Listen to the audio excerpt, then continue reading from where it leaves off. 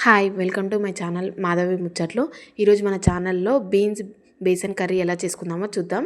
ఇక్కడైతే నేనైతే 1/2 kg beans తీసుకొని వాష్ చేసుకొని మంచిగా చిన్న చిన్న పీసెస్గా కట్ చేసుకొని స్టవ్ మీద కొంచెం కడాయి పెట్టేసి అందులో కొద్దిగా ఆయిల్ వేసి బీన్స్ని మనం ఒక 10 minutes లో ఫ్లేమ్లో ఉడికించుకోవాలి. ముందుగా ఇక్కడైతే నేను ఈ బీన్స్ బేసన్ కర్రీ కోసం ఒక 1 ఆనియన్ 1 టమాటో అండ్ 2-3 పచ్చిమిర్చి తీసుకున్నా. మంచిగా వాష్ చేసుకొని కట్ చేసి పెట్టుకున్నాం ముందే.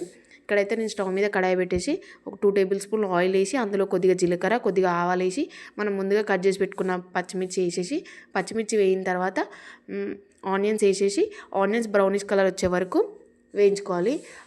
ఆనియన్స్ బ్రౌనిష్ కలర్ వచ్చిన తర్వాత అందులో కొద్దిగా పసుపు కొద్దిగా అల్లం వెల్లుల్లి పేస్ట్ వేయించి అల్లం వెల్లుల్లి పేస్ట్ అనే స్మెల్ పోయే వరకు మనం వేయించుకోవాలి. తర్వాత మనం ఇందులో ముందుగా కట్ చేసి పెట్టుకున్న టమాటాను కూడా వేసేసి టమాటా మొత్తం ఉడికేంత వరకు ఉడికించుకొని అందులో ఒక 5 minutes వరకు లో ఫ్లేమ్లో టమాటా వేసిన తర్వాత ఉడికించుకోవాలి.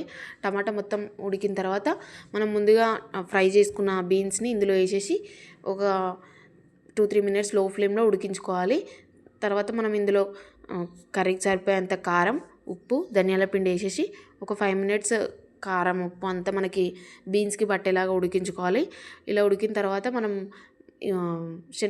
శనగపిండిలో కొద్దిగా వాటర్ వేసేసి ఒక లిక్విడ్ లాగా చేసుకొని ఇందులో కర్రీలో వేసేసుకోవడమే. వాటర్ వేసుకొని మనకు కావాలనుకుంటే వాటర్ ఇంకా కొన్ని వేసేసుకొని గ్రేవీ ఎక్కువ ఉండాలంటే వాటర్ పోసేసుకొని ఒక 10 minutes లో ఫ్లేమ్లో ఉడికించుకోవాలి.